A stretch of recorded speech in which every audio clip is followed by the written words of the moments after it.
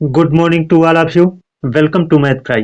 दोस्तों, आप लोगों से रिक्वेस्ट है, बारंबार रिक्वेस्ट है कि वीडियो को पूरा देखिएगा। क्वेश्चन का सॉल्यूशन मैं आपको डिटेल में समझाऊंगा, लेकिन लगाने का तरीका बहुत आसान होगा। देखिए दोस्तों, मैं समझाने में तो टाइम लूंगा, लेकिन समझ लेने के बाद इसे लगाने में आपको वक्त नहीं लगेगा, है ना। और जो भी क्वेश्चन मैंने सेलेक्ट किया है, रेलवे ग्रुप डी परीक्षा को ध्यान में रखते हुए हमने सेलेक्ट किया है।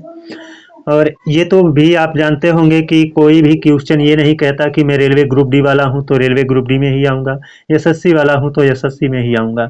कोई भी क्वेश्चन किसी भी परीक्षा में पूछा जा सकता है। तो यह जो क्वेश्चन है ना, इस टाइप को आप सीख लेते हो तो यह आपके लिए बहुत अच्छा होगा। कोई भी परीक्षा आप दोगे उसमें इस टाइप के क्वेश्चन मिलते हैं। तो चलिए देखते हैं अपना पहला क्वेश्चन। और जाइएगा मत दोस्तों, मैं कह रहा हूँ कि बहुत अच्छे से एक्सप्लेन करके बताऊंगा और लगाने का तरीका बहुत आसान होगा। यहाँ पर कहा है 42 वस्तु का क्रय मूल्य 36 वस्तुओं के विक्रय मूल्य के बराबर है। तो देखिए यहाँ पर 42 वस्तु का क्रय मूल्य है, तो यहाँ पर क्रय है ना, और एक दिया है विक्रय। ये क्या है? विक्रय, है ना। 42 वस्तुओं का क्रय मूल्य, यहाँ पर 42 वस्तुएं हैं और 36 वस्तुओं का विक्रय मूल्य बराबर है ना, बराबर है। इसका मतलब कोई एक ऐसा मूल्य है ना, एक मूल्य ऐसा है जिस मूल्य पर हम 42 वस्तु खरीद सकते हैं और उसी ही मूल्य पर, यानी उतना ही मूल्य प्राप्त करने के लिए हम 36 वस्तु बेच सकते हैं। तो वह मूल्य क्या है? तो इन दोनों का एलसीएम ले लेते हैं। जितना आएगा एलसीएम वही इनका क्या है? मूल्य है। तो 42 और 36 का एलसीएम निकालते हैं।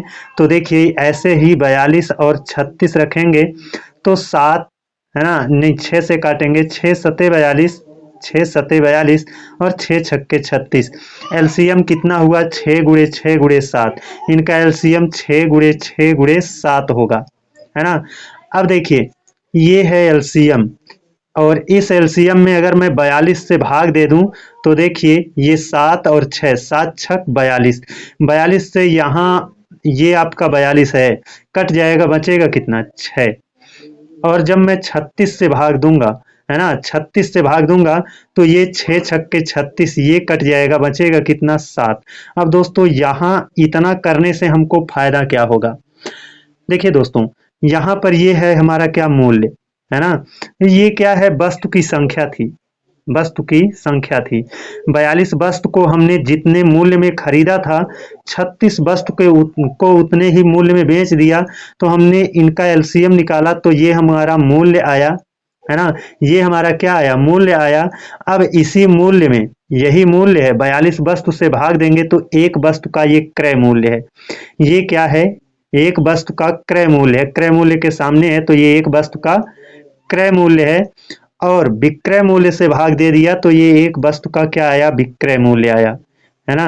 विक्रय मूल्य आया, यानी हम वस्तु को खरीद रहे हैं 6 में, एक वस्तु है उसको 6 में खरीद करके 7 में बेच रहे हैं, तो हमको लाभ हो रहा है।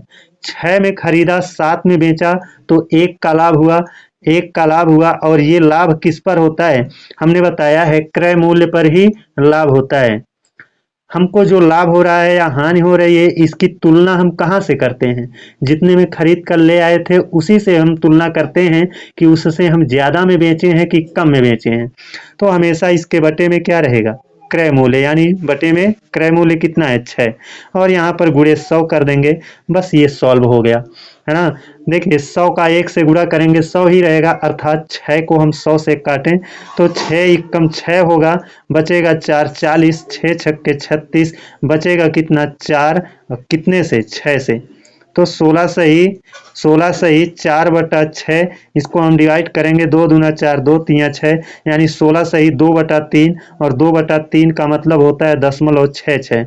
तो 16.66 इसका क्या हुआ है?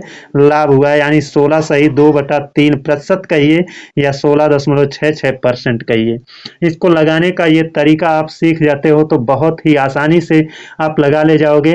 नहीं तो इसके उलझन में आप 1 मानकर, 2 मानकर, यक्स मानकर इस तरह से लगाते होंगे, तो इन सभी झंझटों से आज आपको छुटकारा मिल गया होगा। चलते हैं अपने अगले क्वेश्चन पर। ये देखिए हमारा अगला क्वेश्चन है। इसमें कहा है ₹18 में 7 वस्तु को बेचने पर 40% के लाभ हुए तो एक वस्तु का क्रय मूल्य बताओ। दोस्तों क्वेश्चन बहुत आसान है, थोड़ा सा कैलकुलेटिव है ना। तो देखिएगा यहाँ पर 18 रुपए में 7 वस्तु को बेच रहा है, तो 18 रुपए में 7 वस्तु को बेच रहा है तो 7 से भाग दे दिए, है ना। तो ये क्या आ गया, एक वस्तु का दाम आ गया। ये क्या आया, एक वस्तु का विक्रय मूल्य आया, है ना, क्या यहाँ का बेचने पर। तो एक वस्तु का विक्रय मूल्य आया है, ठीक है। और जब ये ₹1 का विक्रय मूल्य है तो ये क्या है, 40% लाभ के बराबर है। यानी ये किसके बराबर है, 18/7, 40% लाभ, इसका मतलब 140%। क्योंकि कोई भी वस्तु अपने आप में 100% होती है, 40% लाभ हुआ तो 100 से 40 ज्यादा हो जाएगी, तो ये 140% के बराबर है। अब मैं 140% के जब ये बराबर था तो 140 से भाग दे दिया तो ये 1% की वैल्यू हो गई। ये क्या हो गई, 1% की वैल्यू हो गई। अब कह रहा है क्रय मूल्य बताओ। क्रय मूल्य का मतलब 100% वाला मूल्य, तो 100 से गुणा कर देंगे तो हो जाएगा क्रय मूल्य। इतना आप अगर समझते हो तो इसको लगाना बहुत आसान हो गया है ना। 20 पंजे 100, है ना, 20 सत्ते 140, 18 पच्चे 90 हो जाएगा, बटे 7 सत्ते 49 हो जाएगा। 90/49 यही आपका आंसर है। अगर आप इसको दशमलव में बदलना चाहते हो तो 49 इकन्नम 49 होगा, है ना। और ये 90 से 49 कट जाएगा तो बचेगा 41, और उस 41 के पीछे दशमलव लगा है तो 0 बढ़ा देंगे तो हो जाएगा 410, और 49, है ना। अगर 50 माने तो 50 अट्ठे 400 होता है, तो 8 बार लगभग जाएगा, है ना। 49 अट्ठे 8 बार इसको लगभग क्रॉस करेगा। तो ये जो आंसर आ रहा है ये नियर अबाउट यानी लगभग में आया है। 1.8 इसका क्या होगा, क्रय मूल्य होगा।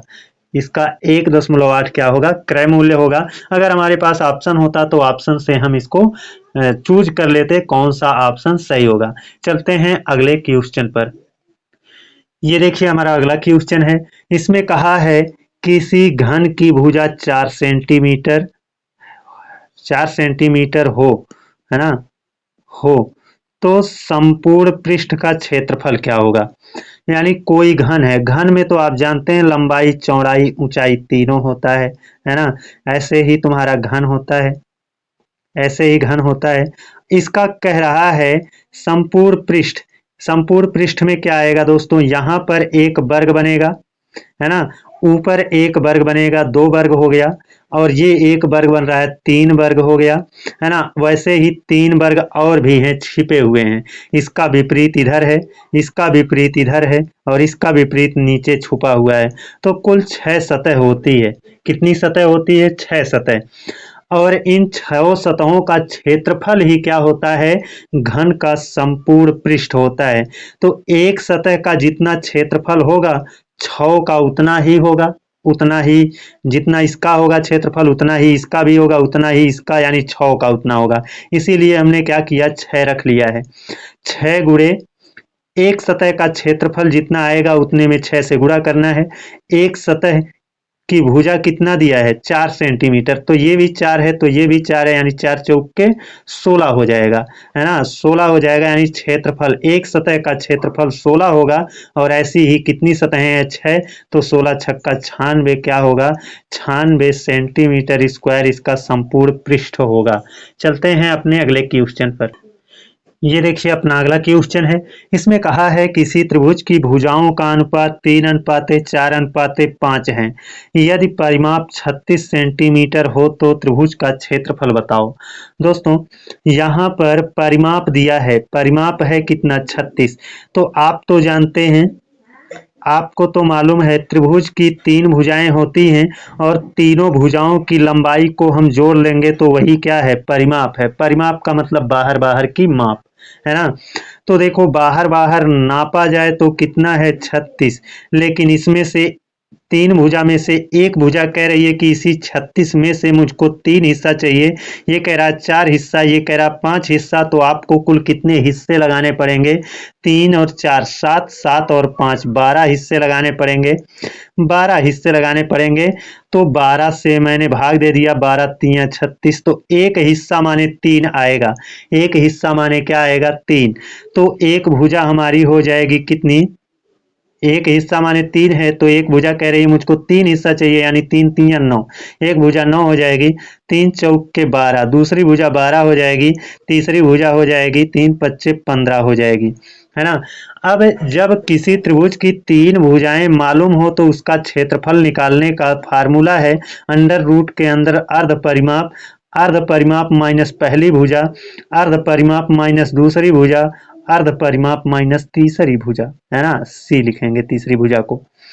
तो अर्ध परिमाप क्या है? यानी बाहर बाहर की जितनी नाप है उसका आधा कर लें, वही अर्ध परिमाप है। तो यहाँ तो बाहर बाहर की नाप यानी परिमाप दिया है 36, इसका आधा कितना हो जाएगा? 18। यहाँ भी आप जोड़ करके कर सकते हो, ये भी आएगा 36, उसका आधा क्या हो जाएगा? 18। तो यस की जगह पर 18 रखेंगे। फिर 18 से पहली भुजा घटा लेंगे यानी 9। 18 से 9 घटा दिया तो कितना आया? 9, है ना। गुणे ये क्या हो जाएगा? 18 से दूसरी भुजा घटाएंगे यानी 12। 18 से 12 घटा दिया तो कितना हुआ? 6। 18 से तीसरी भुजा घटाएंगे यानी 15। 18 से 15 घटा दिया तो हुआ कितना? 3 हुआ। और ये आपका ब्रैकेट ना लगाओ, गुणा ही रहने दो, है ना। अब इसको इसका गुणा करके आप वर्गमूल निकालो, इससे बेहतर है यहीं पर इसका गुणनखंड कर लो, है ना। कैसे होगा? इस 18 को हम तोड़ेंगे तो कितना हो जाएगा? 2 गुणे 9, और यहाँ पर फिर 9 है ही है ना। और इसको हम तोड़ेंगे तो क्या आएगा? 2 गुणे 3। 6 को हम 2 गुणे 3 कह सकते हैं, और यहाँ 3 है ही है, और यहाँ पर वर्गमूल का निशान है ना। देखिए 2 का वर्गमूल तो नहीं लगे निकलेगा, लेकिन इसका जोड़ा बन रहा है तो 2 बाहर आ जाएगा। 9 का वर्गमूल कितना होगा? 3। इस वाले 9 का वर्गमूल कितना हो जाएगा? ये भी 3 हो जाएगा, इस वाले का 3 हुआ, और ये वाला तो जोड़ा बन रहा है तो बाहर आ गया। और इसका भी वर्गमूल नहीं निकलेगा, लेकिन जोड़ा बन रहा है तो ये भी क्या आ जाएगा? 3 बाहर आ जाएगा। बस इनको आप गुणा कर लीजिए। कितना हो जाएगा? 2 3 6, और 6 छक्का ये 2 3 6, 6 3 6 त्रिक 18, 18 3 54। कितना होगा? 54। एक बार फिर से कर लेते हैं। 3 3 9, 9 त्रिक 27, 27 दूना 54। 54 सेंटीमीटर स्क्वायर इसका क्या हो जाएगा? क्षेत्रफल हो जाएगा। चलते हैं अब अपने अगले क्वेश्चन पर। ये देखिए हमारा अगला क्वेश्चन है। इसमें कहा है x square minus 11x plus 18 बराबर 0 के दोनों मूलों के वर्गों का योग क्या होगा? अब दोस्तों मूल ज्ञात करना बहुत आसान होता है, मैं आपको बता रहा हूं, अच्छे से समझ लेना। यहाँ जिसके पास कोई भी यक्ष नहीं है, यहाँ पर कुछ भी नहीं है, केवल संख्या है, तो ये होता है मूलों का गुणनफल। ये क्या है? मूलों का गुणनफल है। और ये क्या है? जिसके पास केवल यक्ष है, ये होता है मूलों का योगफल। ये होता है मूलों का योगफल। तो यहाँ ये है योगफल मूलों का, और ये क्या है? गुणनफल है मूलों का। तो ऐसी दो संख्या जिनका हम गुणा कर दें तो 18 हो जाए, और उन्हीं दोनों को जोड़ दें तो माइनस 11 हो जाए, ऐसी संख्या आप चुन सकते हो, है ना। देखिए यहाँ पर 11 बनाना है तो -2 और -9 ले लिया, तो -2 और -9 जुड़ जाएगा तो क्या होगा? -11 हो जाएगा। और इन्हीं दोनों का गुणा कर दें, -2 का -9 से गुणा कर दें तो माइनस का माइनस से प्लस हो जाएगा, 9 दूना 18 हो गया। यानी वो संख्या हमको मिल गई, वो संख्या क्या है? -2 और -9 है। -2 और -9 संख्या मिल गई है। अब क्या करना है? जब संख्या मिल जाए तो इनका चिन्ह बदल लो, है ना। जिस चिन्ह में उसका विपरीत कर लो। माइनस है तो इसको प्लस बना देंगे, ये भी माइनस है तो इसको भी प्लस बना देंगे। और फिर क्या करना है?